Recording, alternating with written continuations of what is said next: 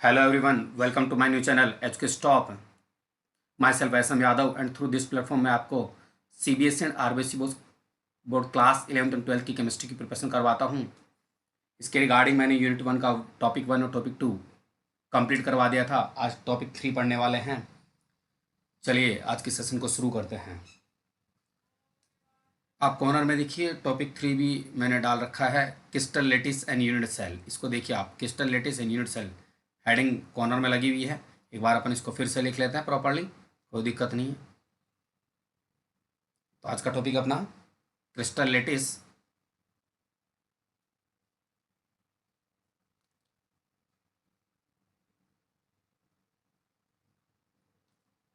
Crystal lettuce. देखिए crystal lettuce और unit cell पढ़ेंगे। पहले अपन क्रिस्टल लेटिस के बारे में सब कुछ जान लेते हैं, फिर उसके बाद में अपन यूनिट सेल के बारे में बात करेंगे। पहले क्रिस्टल लेटिस के बारे में जान लेते हैं। देखिए क्रिस्टल लेटिस के बारे में अपन को जो भी कुछ करना है, किस टाइप से करेंगे, आगे की बातें कैसे लिखेंगे, इन तमाम बातों के बारे में सीखेंगे। देखो यहाँ थोड़ा सा लाइन खींच लेता हूँ मैं, इधर एक्सप्लेनेशन कॉर्नर बना लेते हैं अपन। और देखिए सबसे पहले जैसे मान लो मैं एक एग्जाम्पल क्रिस्टल लेटिस को समझाने के लिए एक एग्जाम्पल ले रहा हूँ। वो पर रूम लिखो, रूम का ले लेते हैं। जैसे अपना रूम है, मान लो इस रूम में 4 दीवारें होती हैं, जिसकी मैं एक दीवार आपके सामने दिखा रहा हूँ। 4 में से एक दीवार को, ये दीवार मान लो ईंटों से मिलकर बनी हुई है, तो एक ईंट ये लगा दी, एक ये लगा दी, एक ये लगा दी। ऐसे इसके ऊपर भी ईंटें लगाएंगे अपन। ध्यान देना, मैं यहाँ से क्रिस्टल लेटिस की डेफिनेशन निकाल के लाऊंगा। इस क्रिस्टल लेटिस के डेफिनेशन को समझाने के लिए मैं रूम का एग्जांपल ले रहा हूँ। तो देखिए आप, ये ईंट लगी हुई है, ये ईंटें लगी हुई हैं।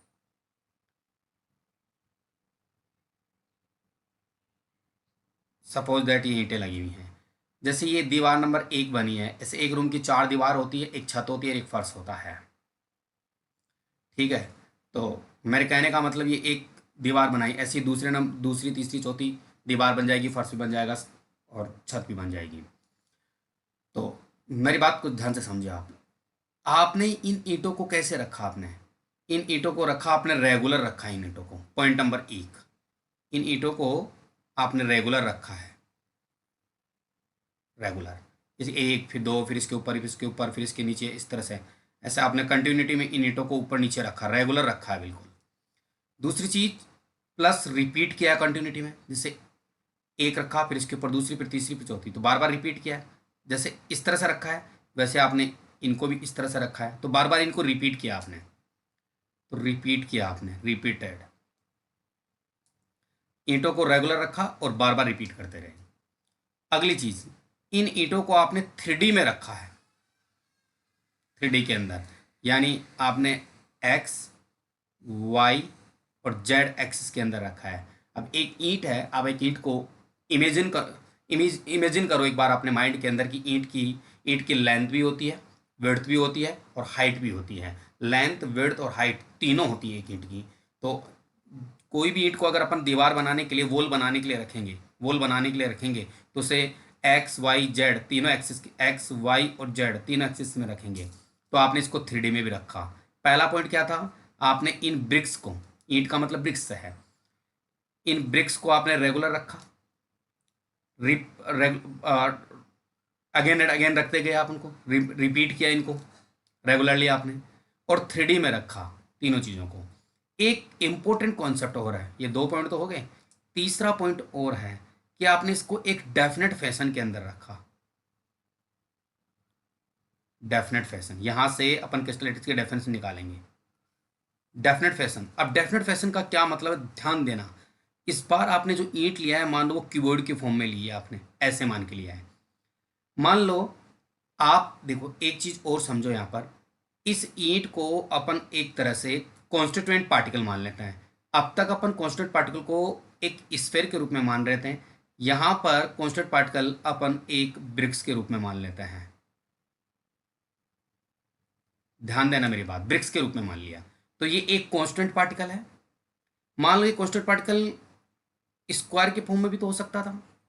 ये कांस्टेंट पार्टिकल एक ट्राइगोनल की फॉर्म में भी तो हो सकता है, ये कॉन्स्टिट्यूट पार्टिकल इस तरह का भी तो हो सकता है ना, इस तरह का भी हो सकता है।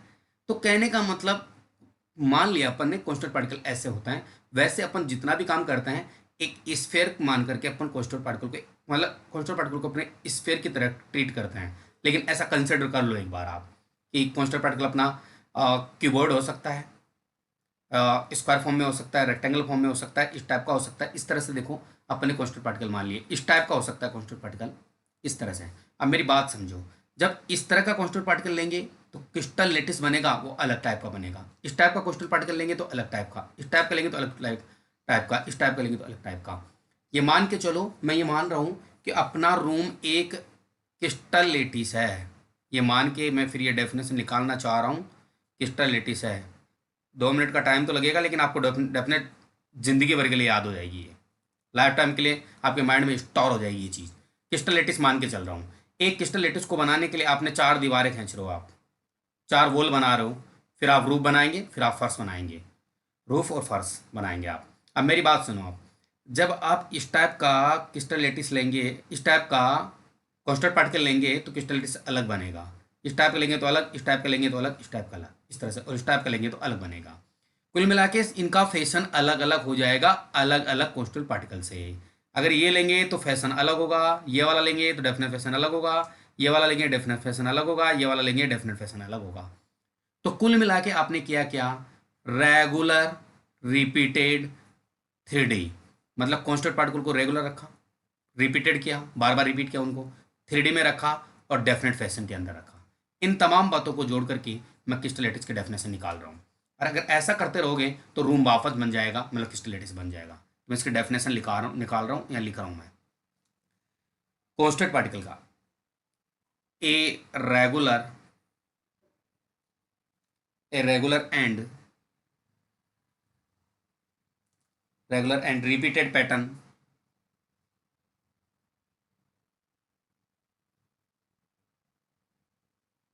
a regular and repeating pattern of constituent particles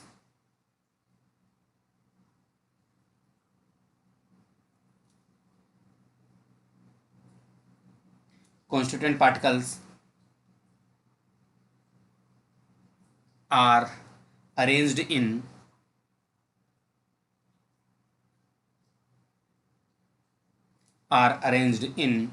definite fashion,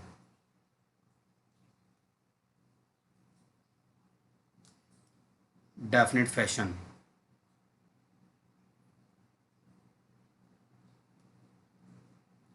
fashion in 3D,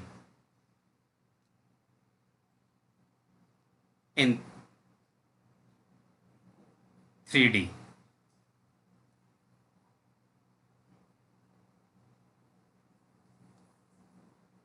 It's called crystalline lattice.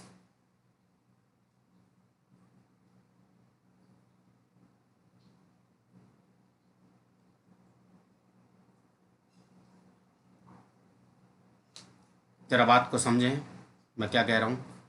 A regular arrangement किया गया, रेगुलर और रिपीटेड पैटर्न हुआ, किसका हुआ, कॉन्स्टिट्यूएंट पार्टिकल्स का हुआ, एक डेफिनेट फैशन के अंदर अरेंज किया गया और 3D में किया गया। इसको बोलते हैं क्रिस्टलन लेटिस। वही बात बताया था मैंने, रेगुलर, रिपीटेड, 3D के अंदर और डेफिनेट फैशन में। किसको करना है, कॉन्स्टिट्यूएंट पार्टिकल को करना है। A regular and repeated pattern of constituent particle are arrange in definite fashion in 3D, axis, Y axis और जेड एक्सिस के अंदर। तो उसको अपन क्या बोलेंगे, क्रिस्टल लेटिस। जैसे मान लो अपन एक रूम की एक दीवार बनाएंगे ब्रिक्स की हेल्प से, ऐसे ही दूसरी दीवार बन जाएगी इस साइड, फिर इस साइड दूसरी बन जाएगी, फिर इस साइड बन जाएगी, और ऊपर रूफ बन जाएगा, फिर फर्श बन जाएगा। इस टाइप से अपना क्रिस्टलिटिस जनरेट हो जाएगा, क्योंकि एक रूम को अपन क्या मान रहे हैं, क्रिस्टलिटिस मान रहे हैं। तो इस टाइप से देखो, ये आपकी डेफिनेशन तैयार है। चलिए आगे बात कर लेते हैं अपन। ये तो क्रिस्टलिटिस की डेफिनेशन हुई। अब अपन अगली बात कर लेते हैं आपसे।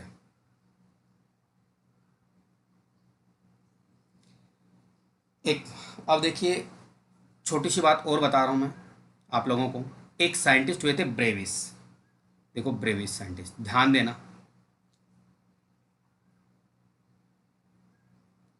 BRAVAIS, ब्रेविसन। इन्होंने कहा कि ये जो क्रिस्टल लेटिस बन रहे हैं ना, ये वाले क्रिस्टल लेटिस, ये 14 पर टाइप के हो सकते हैं, 14 टाइप के हो सकते हैं। ये जो क्रिस्टल लेटिस बनेंगे वो 14 टाइप के हो सकते हैं मैक्सिमम। इसलिए ब्रेविस ने बताई ये बात, इसलिए इनको आज के बाद में अपन ब्रेविस लेटिस बोलेंगे। क्रिस्टल लेटिस की जगह क्या नाम दे दिया गया इनको? ब्रेविस लेटिस, क्योंकि इनके बारे में सबसे पहले किसने बताया? ब्रेविस ने बताया। तो अपन एक लाइन और लिख लेता हूँ मैं यहाँ पर इस तरह से। ये क्रिस्टल लेटिस कितने टाइप के हो सकते हैं? 14 टाइप के हो सकते हैं। ये सब फर्स्ट ऑफ ऑल किसने बताया? ब्रेविस ने बताया, इसलिए इनको ब्रेविस लेटिस नाम दिया गया, नाम रख लिया गया इनका। चलिए नेक्स्ट लाइन बना देता हूँ मैं।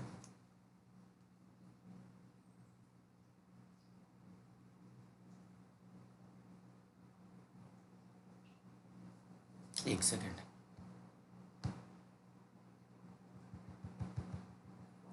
ध्यान रखना एक थोड़ा सा, मैं ये टॉपिक अपना 3 चल रहा है, crystal lattice and unit cell. Notes को भी मैं ये हेडिंग डालना आप, crystal lattice and unit cell, वो जो मतलब कॉर्नर में हेडिंग लगी हुई है ना, वही नोट करना है यहाँ पर। अपन सिर्फ बात अभी अभी क्रिस्टल लेटिस की कर रहे हैं, यूनिट सेल की थोड़ी देर बाद में बात करेंगे। यूनिट सेल, ध्यान रखना इस बात का। ये वाली हेडिंग अपनी थर्ड वाली। चलिए आगे बात कर लेते हैं अपन।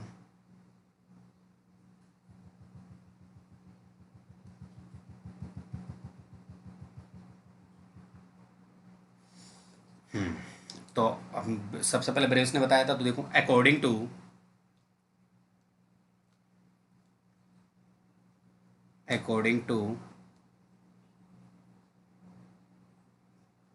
ब्रेविस, यहाँ लिख रहा हूँ इन्वर्टेड कॉमास के अंदर, there are only 14 there are only 14 possible three-dimensional, let's say 14 possible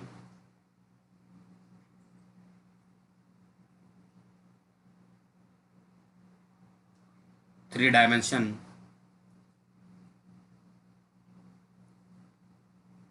three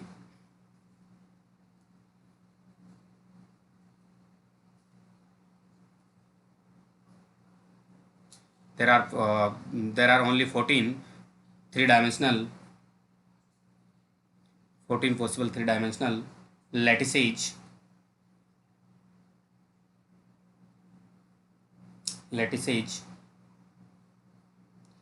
these are known as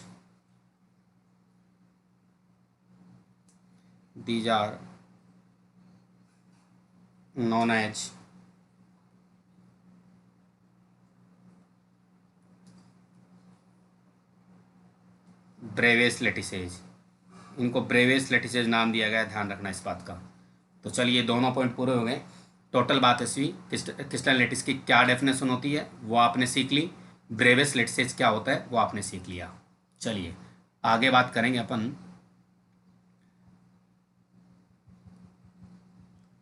crystal लेटिसेज के बारे में। एक क्रिस्टल लेटिस का मैं स्ट्रक्चर बता रहा हूँ आपको, स्ट्रक्चर कैसा बनता है वो बता रहा हूँ मैं आपको क्रिस्टल लेटिस का।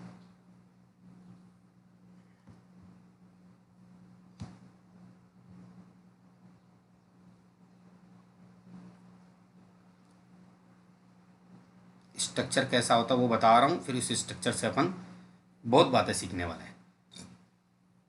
तो यहाँ पर एक हेडिंग डाल रहा हूँ पहले मैं, छोटी हेडिंग इसी के अंदर, थर्ड टॉपिक के अंदर, characteristics properties of crystal lettuce.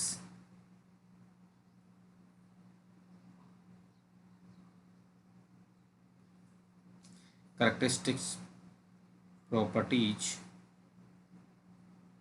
Of crystal lettuce. देखिए थोड़ा पहले से मैं ठीक लिख पा रहा हूँ जहाँ तक मुझे लग रहा है, शुरू में मेरे से लिखा नहीं जाता था। तो देखिए क्या प्रॉपर्टी, इससे पहले एक डायग्राम बनाना चाहेंगे अपन। मैं आपको वो डायग्राम दिखा भी सकता हूँ कैसा बनाने वाला हूँ मैं। ये देखो, मैं इस तरह का डायग्राम बनाने वाला हूँ, ठीक है। और मैं कहता हूँ कि मैं अगर इसी चीज़ को यहीं समझा दूँ तो ज़्यादा बेटर रहेगा।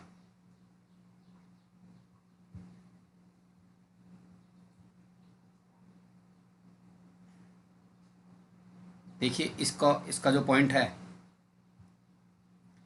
देखो क्रिस्टलेट, ये देखो क्रिस्टलेटिस का एक स्ट्रक्चर है, ध्यान देना, ये वाली स्ट्रक्चर क्रिस्टलेटिस की है, ध्यान दो एक बार आप, इस टाइप की। तो इसको कैसे जनरेट करेंगे वो देखो आप। मैं एक छोटी सी बात और बताता हूँ यहाँ पर। मान लो आपने अपन ने एक ब्रिक्स को इस टाइप का मान लिया है, एक ब्रिक्स बना रहा हूँ मैं, ध्यान देना, इस टाइप का मान लिया एक ब्रिक्स को, ये इससे जॉइन अप कर दिया, इसको इससे, इसको इससे, और इसको इससे जॉइन अप करा दिया है। आपको ये वो जो मैंने डार्क कर रखा है ये वाला, देखो जैसे थोड़ा सा बताता हूँ मैं आपको, इस वाले स्ट्रक्चर को देखो मैंने डार्क कर रखा है, ये देखो ग्रीन कर दिया मैंने इसको। अब बैक साइड वाले को भी ग्रीन कर देता हूँ, इसको देखो मैंने सेम यही बनाया क्या, हो सकता है मेरा टेढ़ा बना बन गया हो, लेकिन वैसा ही है ना, इस तरह से।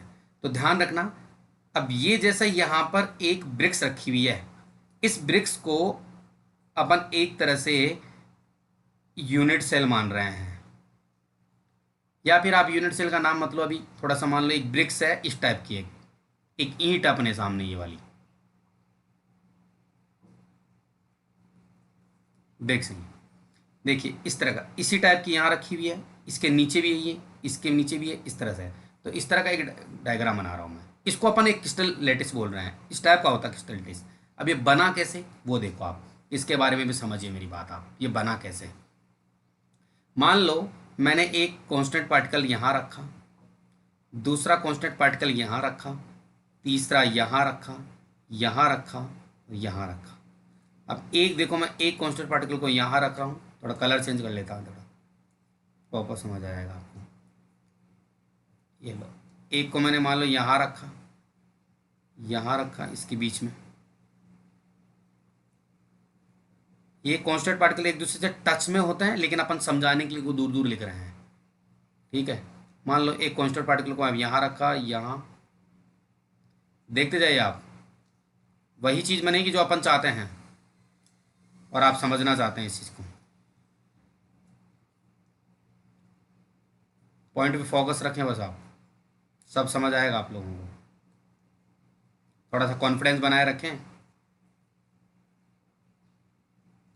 हम लोग भी एक नए प्लेटफॉर्म पे काम कर रहे हैं ऑनलाइन पे, तो थोड़ा प्रॉब्लम तो हमें भी होती है, ऑफलाइन जैसा परफॉर्म मतलब स्पीड से नहीं कर पाते, ऑफलाइन जैसी स्पीड से। चलिए अब देखिए मैं क्या करता हूँ, देखो इन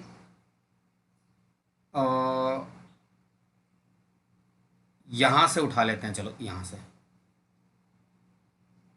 इन रेड वालों को मिला रहा हूँ मैं, पहले रेड वाले गोलों को मिला दिया। अब ब्लैक वालों को मिला रहा हूँ, मिला दिया। देखो मेरी बात ध्यान से समझना, बहुत आसान चीज़ें हैं अगर आप अच्छे से ध्यान देंगे तो। देखिए आपके सामने एक क्यूब या मैं कहूँ कीबोर्ड जैसी चीज़ जनरेट हो रही है, क्यूब या कीबोर्ड जैसी स्ट्रक्चर जनरेट हो रही है। ये थोड़ा लाइन मतलब मेरे से स्ट्रेट बनी नहीं है, स्ट्रेट ही वैसे ही है, देखिए आप इस तरह से। तो इसमें और इसमें कोई डिफरेंस नहीं है, यानी टोटल बात ऐसी हुई कि कांस्टेंट पार्टिकल को आप जब जमाते हो, जब आप फिक्स्ड करते हो उनको टच्ड पोजीशन के अंदर, तो ये ऐसी क्यूब या क्यूबोइड जैसी स्ट्रक्चर्स बनती हैं। और इन स्ट्रक्चर्स को बहुत सारी, जब जब ऐसी ऐसी स्ट्रक्चर बहुत सारी जुड़ जाती हैं, मैक्सिमम नंबर ऑफ स्ट्रेंथ में जुड़ जाती हैं, तो क्या है कि एक बहुत बड़ा क्रिस्टल बनता है, उसी को अपन क्रिस्टल लेटिस बोलते हैं। ऐसी स्ट्रक्चर एक नंबर ऑफ मैनर में प्रेजेंट होना जरूरी है, तभी क्रिस्टल लेटिस बनेगा। मेरी बात ध्यान से सुन रहे हो, ये मैक्सिमम नंबरों में, मैक्सिमम नंबर में होनी चाहिए ये चीज़, इस तरह से देखो ये क्रिस्टल लेटिस आपके सामने बना है इस तरह से। उम्मीद करता हूँ ये चीज़ें आपको समझ में आई होगी। तो ऐसी क्रिस्टल, तो देखो इसको मैं जनरेट करने का प्रयास कर रहा हूँ। इसको जनरेट करने की मैं ट्राई कर रहा हूँ एक बार। इसको मैं हटा देता हूँ।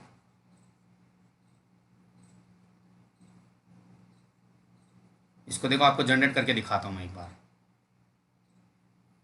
देखो यहीं पे जनरेट कर लेते हैं, थोड़ा ध्यान देना। कैसे बनाता हूँ देखो मैं। फर्स्ट ऑफ ऑल देखो एक इस तरह का स्ट्रक्चर बना रहा हूँ, ध्यान देना एक बार।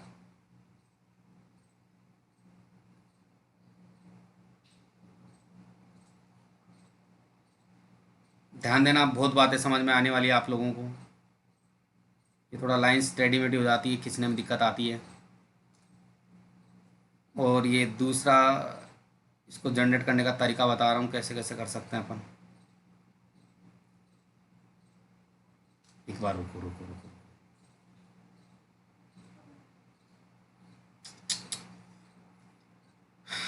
Just wait. अब देखना,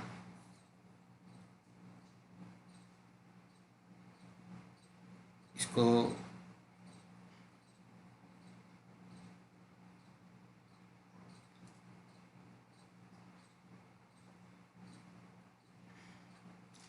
नेक्स्ट देखो आप एक बार, एक बॉक्स और बना रहा हूँ इसी तरह का।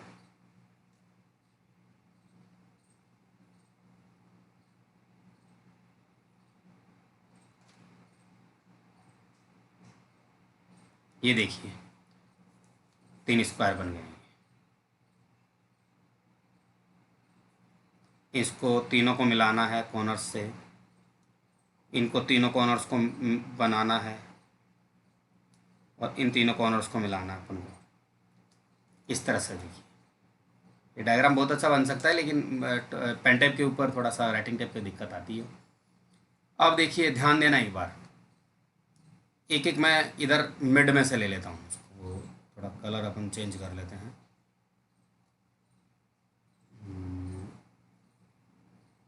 ये वाला सही है। देखिए एक मिड में से ले लेते हैं और इस लाइन को सबसे नीचे लेके जा रहा हूँ मैं। ये लो, इस लाइन को थोड़ा ऊपर रखूँगा मैं इस बार। देखो यहीं रखा है मैंने ऊपर, इसको नीचे लेके आया हूँ इस लाइन को, और इन दोनों को ये मिला दिया और एक लाइन बीच में से मिला दी है। और इधर से भी करेंगे ये काम अपन। देखो ये लाइन, देखो 1 1 2 3, इसको मैं सबसे पीछे लेके जा रहा हूँ और इसको पहले रखेंगे और बीच वाले को मिला देते हैं। ये लो, अब आप इसको देखो, इसमें देखो ये वाला, ये रहा, ये वाला इस टाइप का शेप, ये देखो बीच में मिल रहा, इस टाइप का शेप इसमें मिल रहा। बस मैंने आपको समझाने के तरीके के लिए ये बनता कैसे है इसके लिए, वरना मैं चीज़ तो मैं इससे भी समझा दूंगा आपको जो मैं समझाना चाहता हूँ वो।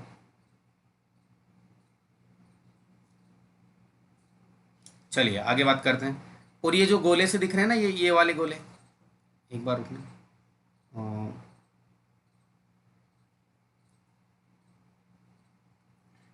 ये जो गोले दिख रहे हैं ना आपको, ये वाले गोले, ये कॉन्स्टिट्यूएंट पार्टिकल हैं। तो देखो एक कॉन्स्टेंट पार्टिकल यहाँ आ गया, यहाँ पर आ गया कॉन्स्टेंट पार्टिकल, ये सब कॉन्स्टिट्यूएंट पार्टिकल हैं। सब जगह कॉन्स्टिट्यूएंट पार्टिकल, ये देखो ये तीनों एक दूसरे से बाइंड अप हो जाएंगे। ये सब कॉन्स्टिट्यूएंट पार्टिकल है। ये थोड़ा प्रॉपर सही जगह बनानी, ये भी थोड़ा ऐसे लाइन खींच के ही थी ऊपर नीचे। बाकी आप जो इमेज देख रहे हो लाइन वाले पेज पर, सेम इमेज वही बनाई है मैंने। थोड़ा सा प्रॉपरली नहीं बन पाई वो बात अलग है, वरना वैसी है। ठीक है, तो इस तरह से देखो। अब मैं आपको छोटी छोटी जो बातें बता रहा हूँ उनको ध्यान देना एक बार, मैं क्या कहना चाह रहा हूँ। ये वाला जो पॉइंट है, इसको क्रिस्टलिटिस का पॉइंट है ये। इसका फिगर देखो यहाँ पर क्रिस्टल लेटिस लिखा हुआ है, क्रिस्टल लेटिस का, इसको अपन लेटिस साइट बोलते हैं, लेटिस पॉइंट या लेटिस साइट बोलते हैं। पहली चीज, ये लेटिस पॉइंट किसको रिप्रेजेंट करता है? ये कॉन्स्टिट्यूएंट पार्टिकल्स को रिप्रेजेंट करता है। अच्छा, कॉन्स्टिट्यूएंट पार्टिकल कौन कौन से? या तो एटम्स आ सकते हैं यहाँ पर, या मॉलिक्यूल्स आ सकते हैं, या फिर आयंस आ सकते हैं यहाँ पर। तो देखिए, ये वाला पॉइंट किसको रिप्रेजेंट करता है? कॉन्स्ट लैटिस पॉइंट या लेटिस साइट। ये लेटिस पॉइंट लेटिस साइट किसको रिप्रेजेंट करता है? कांस्टेंट पार्टिकल को रिप्रेजेंट करता है तो ये लेटिस पॉइंट या lattice site constant particle represent करता है, जहां पर एटम्स मॉलिक्यूल आयंस आ सकते हैं। और देखिए आप, इस क्रिस्टल लेटिस का ये छोटा सा पॉइंट जो आपको दिख रहा है, अब अच्छे से ध्यान देना एक बार, मैं किसकी बात कर रहा हूँ? मैं बात कर रहा हूँ, एक सेकंड, इसकी बात कर रहा हूँ मैं। इस स्ट्रक्चर की देखो आप, आगे से ये वाला है, पीछे से भी ये सेम स्ट्रक्चर है, इन ऐसे जोड़ने के बाद में ये वाली स्ट्रक्चर बनती है। इस स्ट्रक्चर की बात कर रहा हूँ मैं, इसकी, ठीक है, ध्यान देना एक बार, इस स्ट्रक्चर की बात कर रहा हूँ मैं। ऊपर देखना एक बार, या फिर एक बार ऊपर वाली डायग्राम में बताता हूँ मैं आपको, इसको तो मैं मिटा देता हूँ। ऊपर वाले डायग्राम में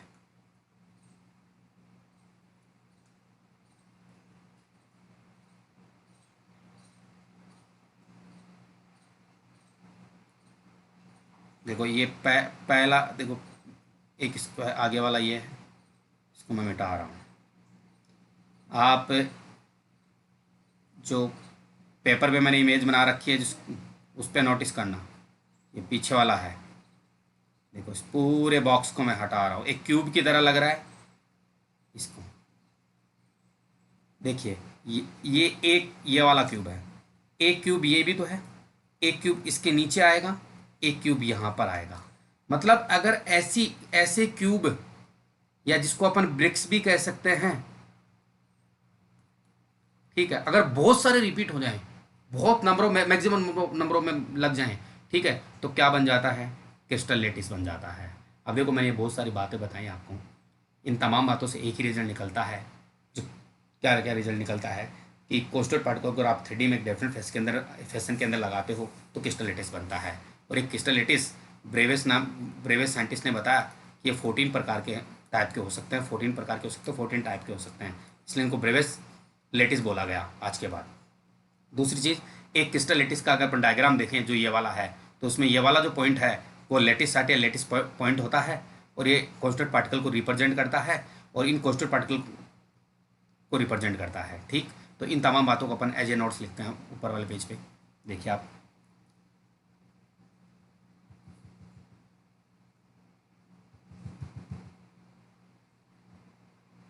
ऊपर वाले पेज में मैं एज ए नोट्स लिखता हूँ यहाँ पर। पहला point, small a. Small a क्या है? Each point of crystal lettuce,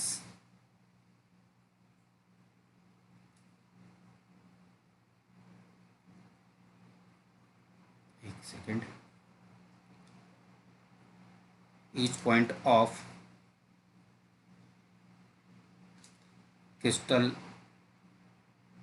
lettuce represent, नहीं sorry, each point of crystal lattice is called, पहले ये लाइन लिख लेते हैं, इज कॉल्ड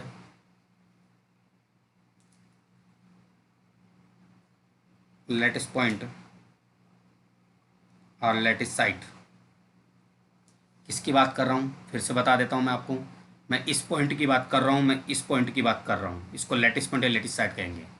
अगला पॉइंट देखिए आप, नेक्स्ट पॉइंट।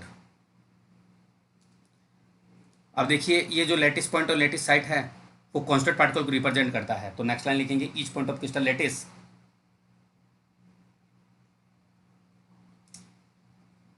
या इस लाइन को ऐसे तो चेंज कर सकते हैं ना अपन, लेटिस पॉइंट या साइट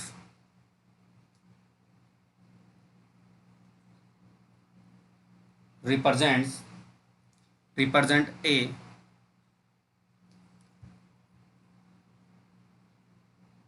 एक सेकेंड। हाँ, lattice point lattice side represent A,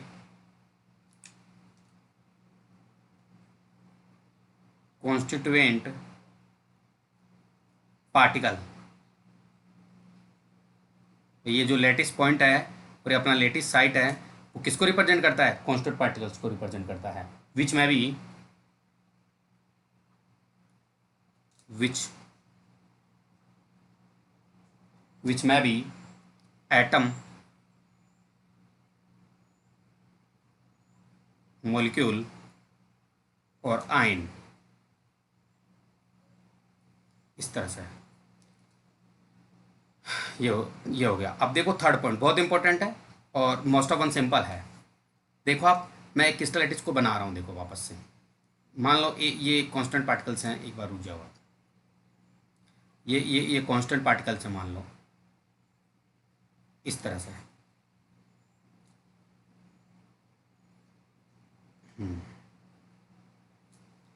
suppose that ये कांस्टेंट पार्टिकल है। अब देखिए दूसरे टाइप के कांस्टेंट पार्टिकल्स इस तरह के हैं। ध्यान देना मेरी बात, मैं क्या कहना चाह रहा हूँ।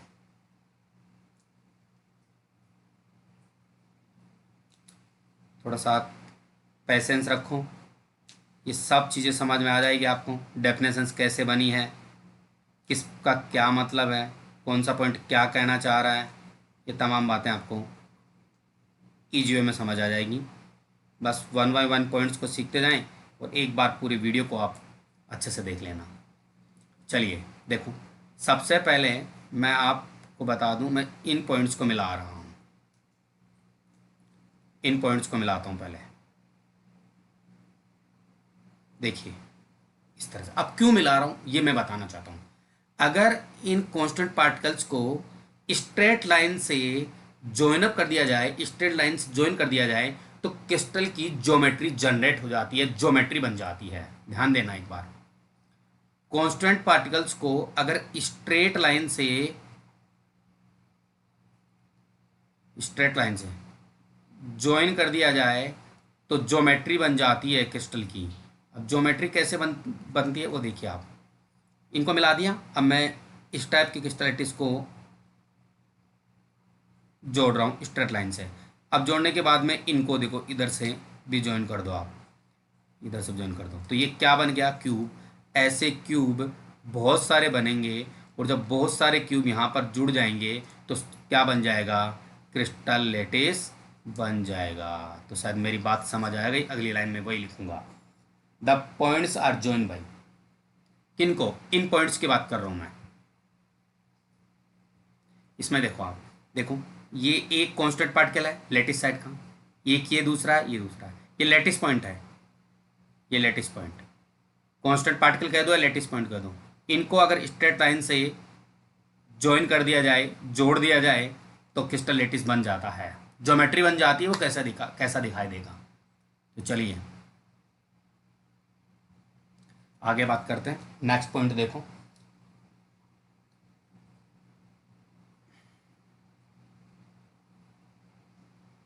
एक second.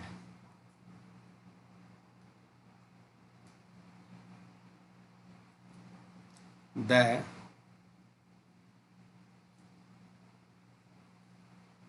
lattice point are joined by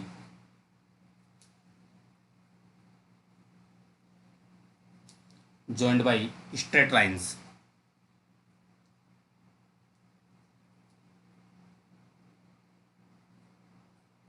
Straight lines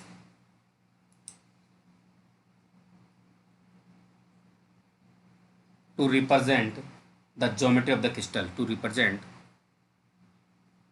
the geometry of the, एक second,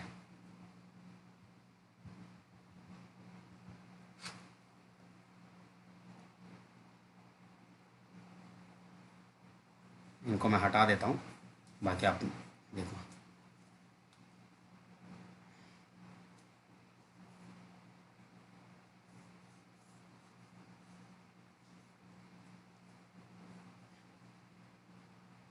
to represent the geometry of the crystal. इस तरह से देखो ये बन गया है। तो ये 3 पॉइंट थे आपके सामने क्रिस्टल ट्रिक्स के, 3 पॉइंट। चलिए मैं फिर से रिवाइज करा देता हूँ इन पॉइंट्स को, अच्छे से ध्यान दे लो एक बार आप।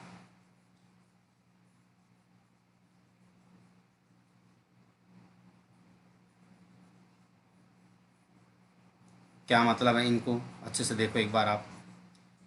देखो पहली चीज़, ये वाले जो पॉइंट हैं, ये वाले पॉइंट, ये लैटिस साइट या लैटिस पॉइंट को रिप्रेजेंट करते हैं। लैटिस साइट या लैटिस पॉइंट को रिप्रेजेंट करते हैं। इन यहाँ पर कौन आ सकता है? कॉन्स्टेंट पार्टिकल्स आ सकते हैं जिनमें एटम्स, मॉलिक्यूल्स और आयंस होते हैं।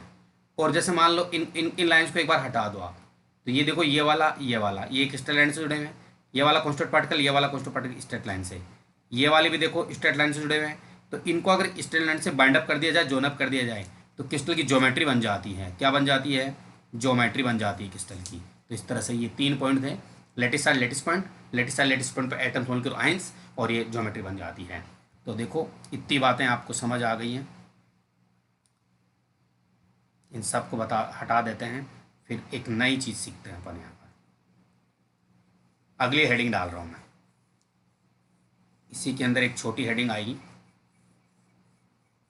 मतलब क्रिस्टल लैटिस के बारे में अपन एक छोटी सी बात सीख ली है। अब इसी को आगे प्रोसीड करने वाला है। एक बार इसको हटा देते हैं अपन,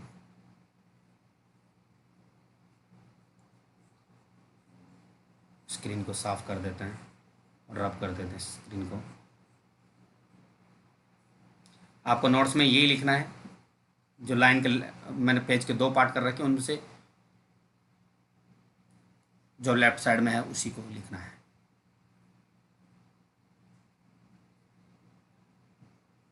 चलिए आगे बात करते हैं अपन।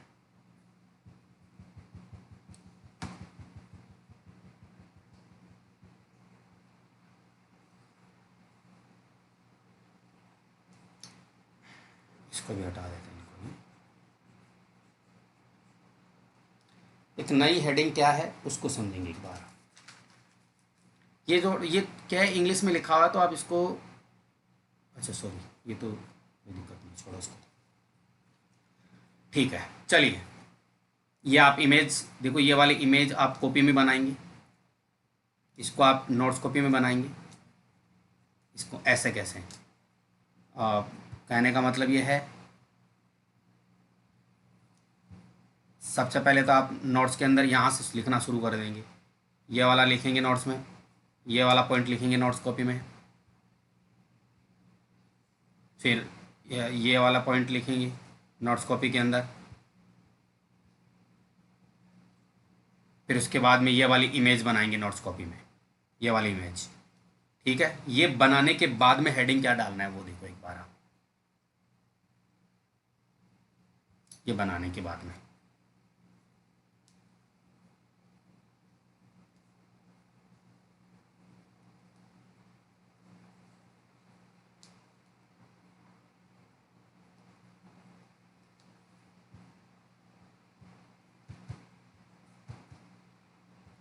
एक सेकंड,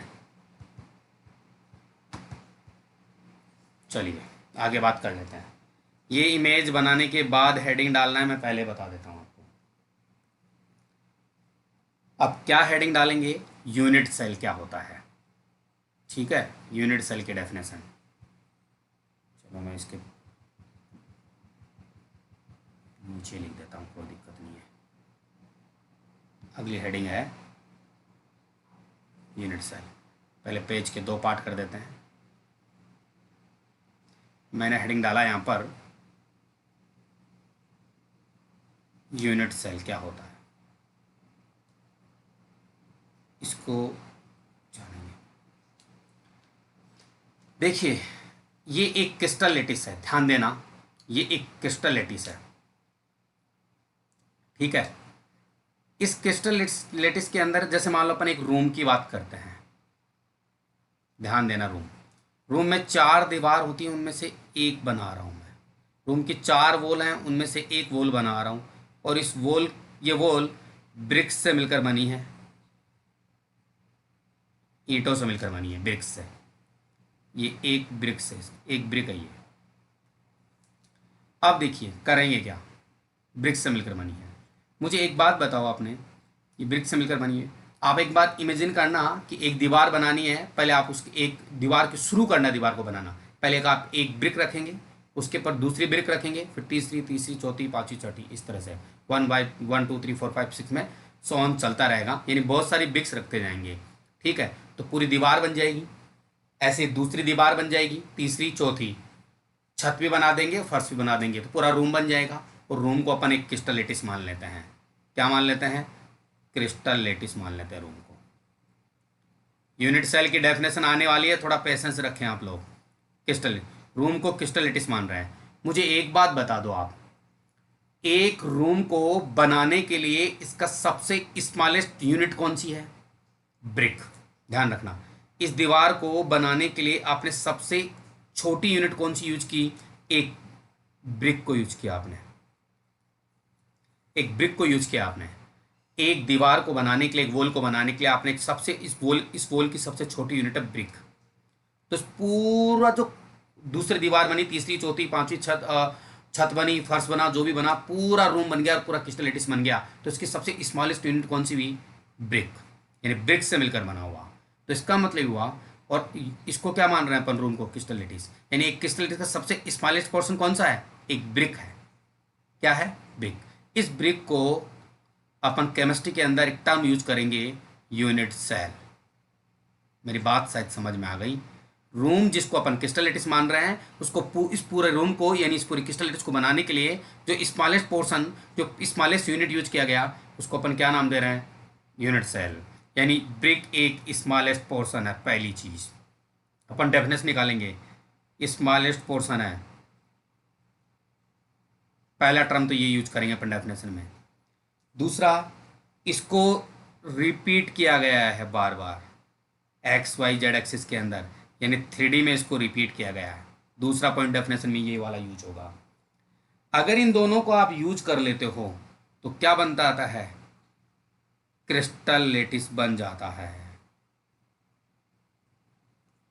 जैसे मान लो अपना ये रूम है, एक रूम मान लेते हैं, ऐसा ही दूसरा रूम बनाना है, तो अपन ब्रिक्स को 3D के अंदर बार बार रिपीट करेंगे, थ्री डायमेंशन के अंदर बार बार रिपीट करेंगे, तो ऐसा ही दूसरा रूम बन जाएगा, तीसरा रूम बन जाएगा, चौथा रूम बन जाएगा। एक एक बहुत ही आसान से डेफिनेशन लिखने वाला हूँ, ध्यान देना। The smallest portion of A crystal, ये ब्रिक क्या है? रूम का स्मॉलेस्ट पोर्शन है, रूम का स्मॉलेस्ट पोर्शन है ये वाला ब्रिक। तो वैसे ही अगर रूम को अपन क्रिस्टल बोलें, तो क्रिस्टल जिसका स्मॉलेस्ट पोर्शन कौन है? एक ब्रिक है, जिसको अपन क्यूब या क्यूबॉइड की शेप में मान सकते हैं। इस ब्रिक को अपन क्यूब या क्यूबॉइड की शेप में मान सकते हैं। तो चलिए स्टार्ट करते हैं।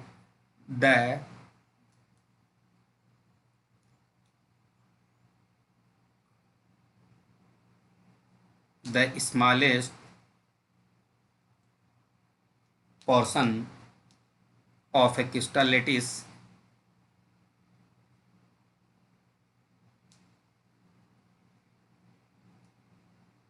the smallest portion of a crystal lattice which when repeated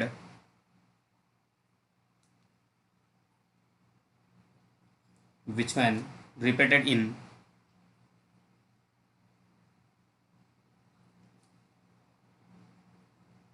which when repeated in 3D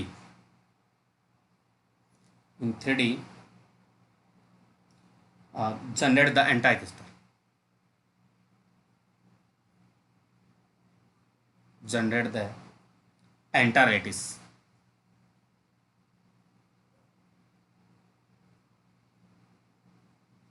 entire lattice, ये एंटायर ENTIRE, इसका स्पेल ऐसा है, entire lettuce.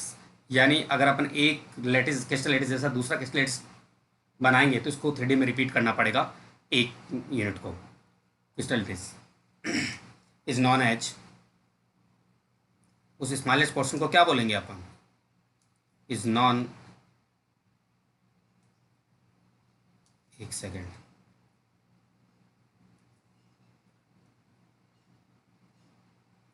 Is known as unit cell. एक सेकंड रुक जाए एक बार, थोड़ा सा प्रॉब्लम हो रहा है।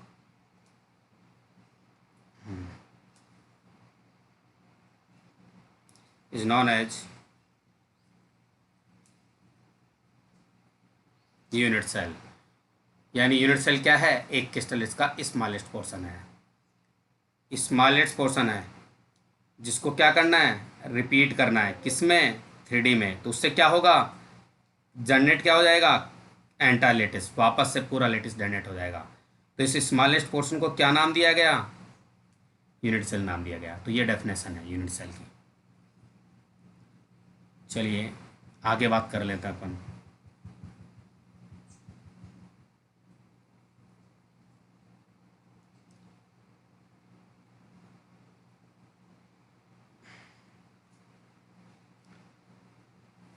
आगे इसके अंदर पैरामीटर्स ऑफ यूनिट सेल, एक हेडिंग डाल रहा हूँ, यूनिट सेल के क्या क्या पैरामीटर होते हैं।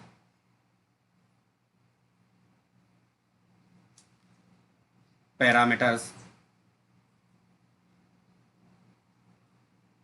Of unit cell, unit cell के क्या क्या पैरामीटर होते हैं। देखिए एक यूनिट सेल को 6 पैरामीटर से अपन इंट्रोड्यूस कर सकते हैं, करेक्टराइज कर सकते हैं 6 पैरामीटर से। अब 6 पैरामीटर कौन कौन से होते हैं वो देखिए। एक यूनिट सेल को अपन क्यूब या क्यूबॉइड की फॉर्म में मानते हैं, ये तो आपने देख लिया।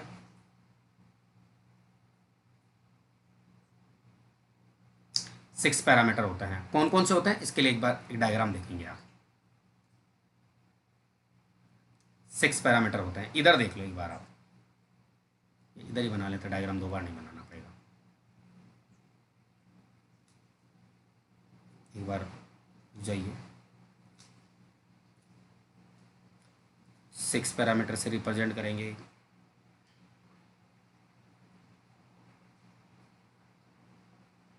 ऐसे एक बनाना है,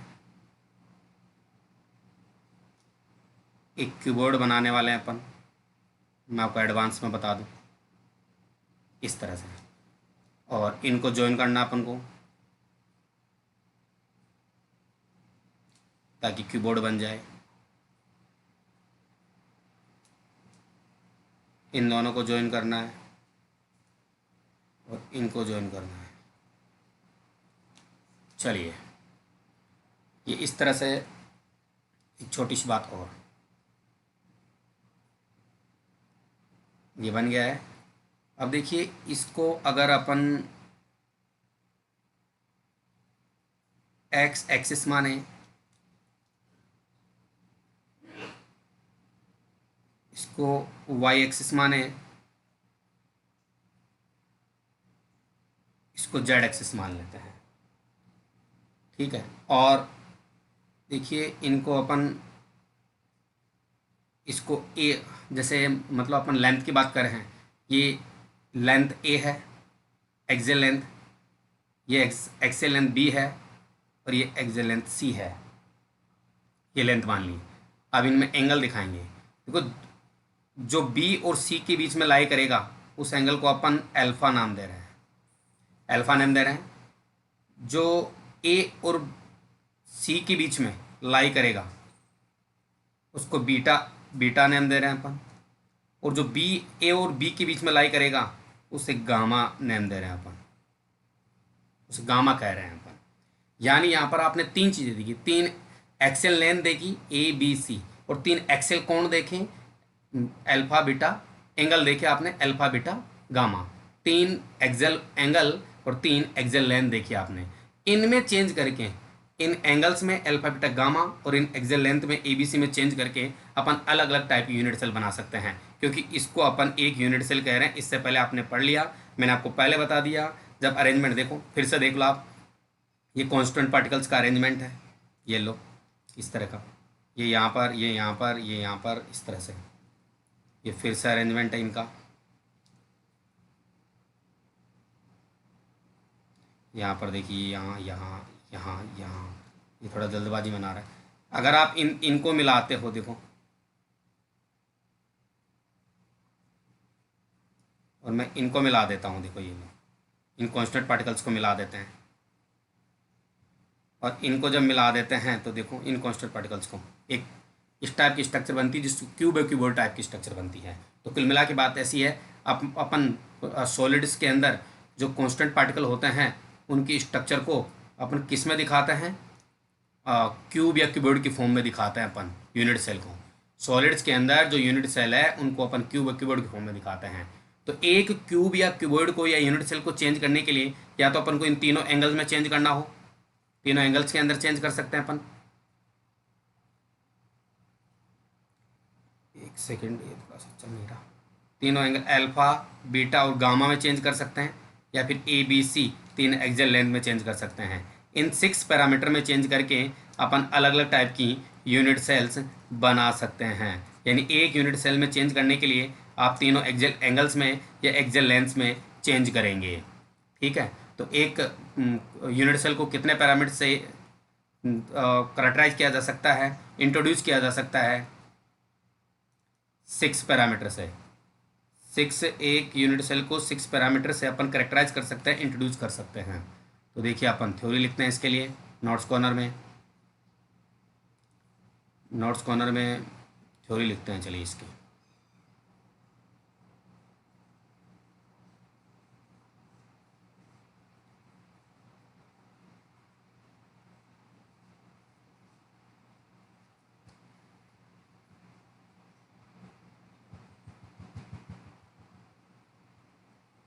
थ्योरी लिखते हैं इसकी। फर्स्ट लाइन लिखेंगे, a unit cell is characterize by 6 parameters.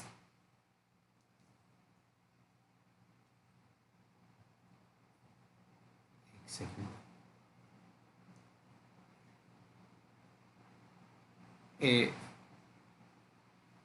Unit cell is characterize by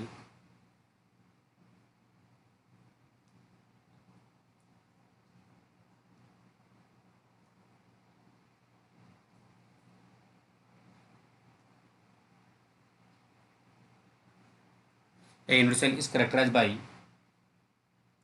6 parameters.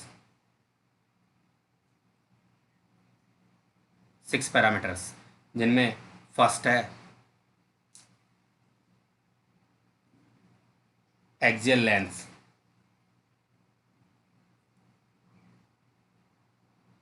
Axial length, axial length a b और सी। ठीक, ये जो एक्सियल लेंथ है ये इक्वल हो भी सकती हैं और नहीं भी। यानी ए बी और सी जो एक्सियल लेंथ है वो इक्वल हो भी सकती हैं और नहीं भी। तो इसका मतलब इसके लिए फिर एक लाइन लिखेंगे अपन।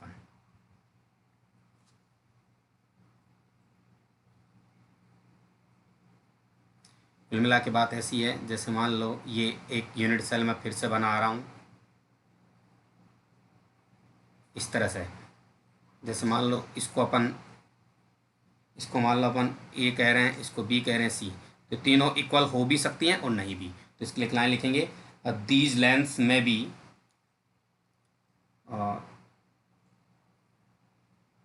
These lengths may or may not be mutually perpendicular.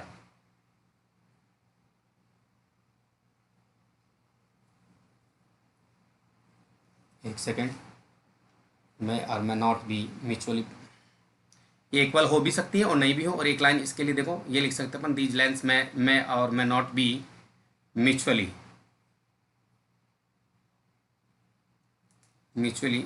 Perpendicular.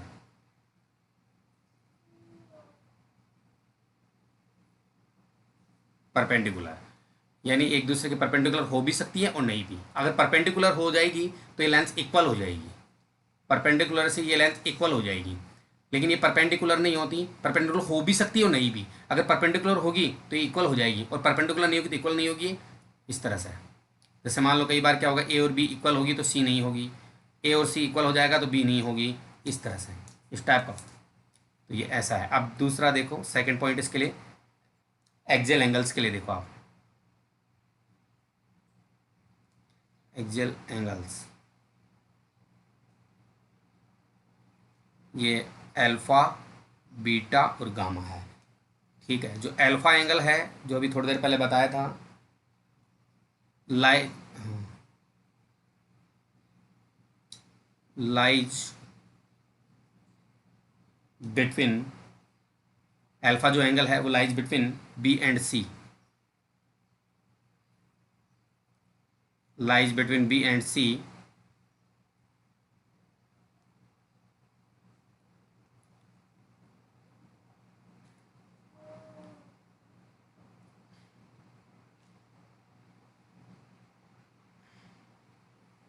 B and c, beta lies between a and c, और gamma lies between a and b. ठीक है, ये लाइज करते हैं एंगल, आपने स्ट्रक्चर में इससे पहले यूनिट सेल में देखा ही था। इस टाइप से देखो, आपने एक यूनिट सेल को 6 पैरामीटर से अपन क्या कर सकते हैं, कैरेक्टराइज कर सकते हैं। तो आगे देखिए, अब आप क्या क्या करेंगे।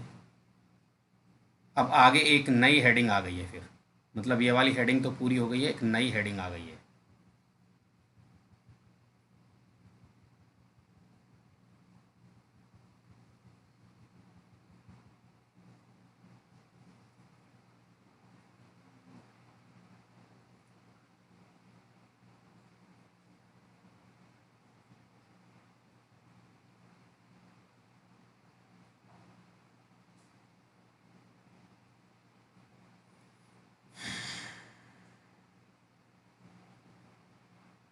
नई हेडिंग क्या है वो देखो आप। अपन को यूनिट सेल के उसके टाइप पढ़ने हैं, टाइप्स ऑफ यूनिट सेल पढ़ेंगे अब आप। यूनिट सेल क्या क्या टाइप के होते हैं, इस तरह से अपन नेक्स्ट सेशन में पढ़ लेंगे तो ज़्यादा ठीक रहेगा। अगली क्लास करेंगे इसकी, अपन इस क्लास में इतना रखेंगे। अब देखो, मैं आपको इन शॉर्ट बता देता हूँ अपन ने क्या क्या पढ़ा आज की क्लास में। वो देखिए एक बार आप, अपन रिवाइज कर लेते हैं एक बार।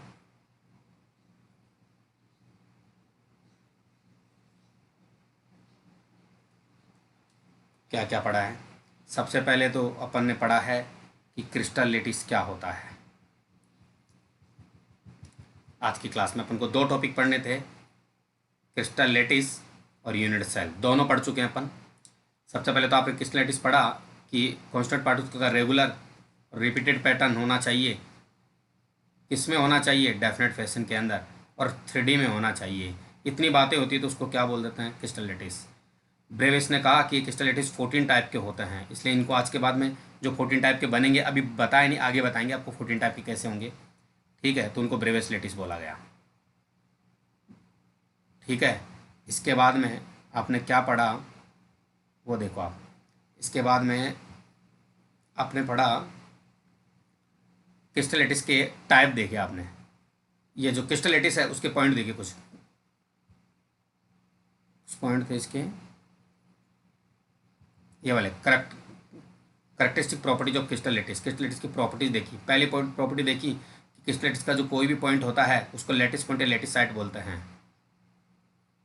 लेटिस पॉइंट या लेटिस साइट, ये lattice point lattice site constant particles को बताते हैं, जहाँ जहाँ पर एटम आ सकता है, मोलिक्यूल आ सकता है और आयन आ सकता है।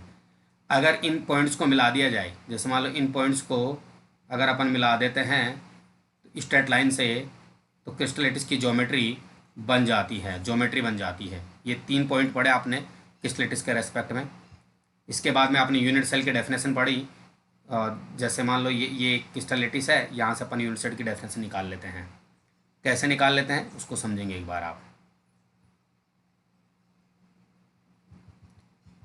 डेफिनेशन कैसे निकाली अपन ने, कोई भी क्रिस्टल लेटिस का, जैसे मान लो ये स्मॉलेस्ट पोर्शन है, तो कोई स्मॉलेस्ट पोर्शन होना चाहिए, उसको रिपीट करेंगे अपन 3D के अंदर, तो वो जनरेट कर देगा इसको, एंटायर लेटिस को, तो उसको क्या कहेंगे, यूनिट सेल। और यूनिट सेल को 6 पैरामीटर होते हैं, 6 पैरामीटर उससे कैरेक्टराइज कर सकते हैं, जिनमें A B C 3 axial length है और 3 एक्सियल एंगल है। जो एक्सियल लेंथ होती हैं वो परपेंडिकुलर हो भी सकती हैं और नहीं भी, और axial angle alpha beta gamma होते हैं। जो ध्यान रखना, इसको देख, छोटा सा तरीका बता रहा हूँ मैं, ए बी और सी। देखो, अगर मैं बी और सी के बीच में ए एब्सेंट है ना, तो अल्फा एंगल रखूँगा, देख लो आप, अल्फा एंगल। और ए और बी के बीच में सी एब्सेंट है, सी एब्सेंट है, इसकी जगह मैं गामा रखूँगा, ध्यान रखना। और ए और सी के बीच में बी एब्सेंट है, ए और सी के बीच में, तो इसको बीटा रखूँगा। देखो, मैं फिर से बता देता हूँ चाहे आपको, ए बी सी।